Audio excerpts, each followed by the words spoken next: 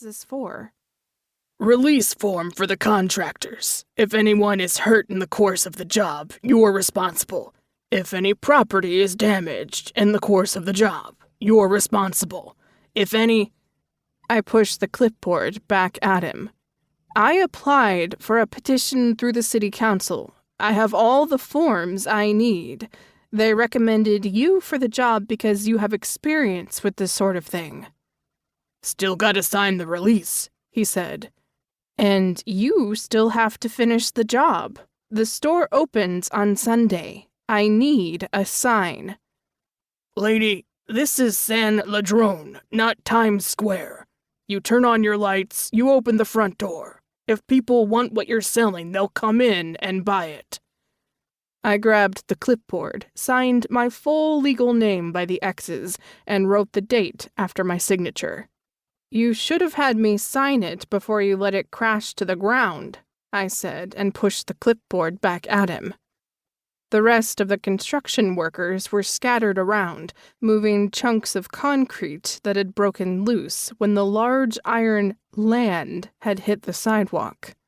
My attempt to make the fabric store look new again, to make it more of a shining star than a sore thumb on Bonita Avenue, wasn't exactly going according to plan.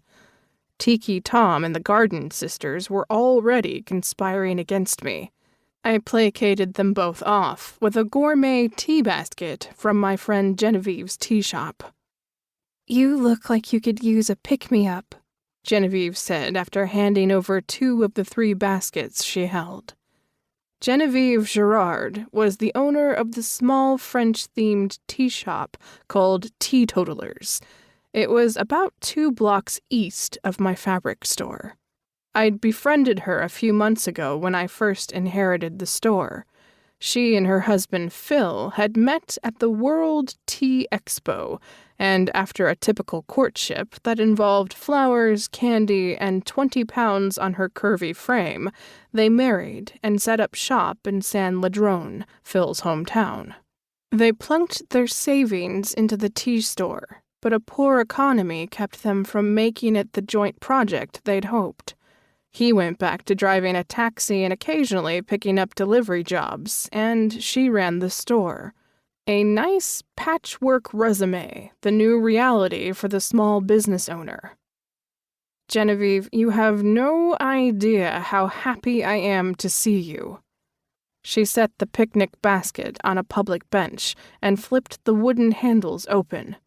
When she lifted the lid, the scent of buttermilk biscuits and mulled cider filled the air. Mugs, saucers, flatware, and napkins were attached to the inside lid of the picnic basket by elastic loops that had been sewn to a red and white checkered interior. Genevieve removed a mug and saucer, filled it with cider, and handed it to me. I sipped and savored the rich apple and clove flavor. This is heavenly, I said. Try the biscuit. It's a new recipe. I added pureed loquats to the batter. I took a bite. The flavors of loquats and cranberries complemented each other perfectly. You're a genius, I said. Can you take out an ad in the San Ladrone Times and tell people that? I could use the endorsement. Business is still slow? I was mildly surprised. I thought it picked up after you started promoting your proprietary blends of tea. The only person who's responded to those ads is a food distributor who wants me to sell out to the big grocery stores, and that's not what I want for teetotalers. I need to get people to the store. Right now I have about 5 regulars, not that I'm complaining, so don't you even think about not showing up tomorrow. And a handful of walk-ins a week. It's barely enough to pay the bills, let alone buy the supplies I need.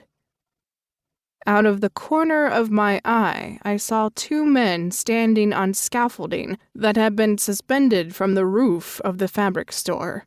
They looped thick ropes around the iron letters of the parts of the sign that hadn't crashed to the sidewalk and slowly lowered the word 1,000 to the ground. When I turned...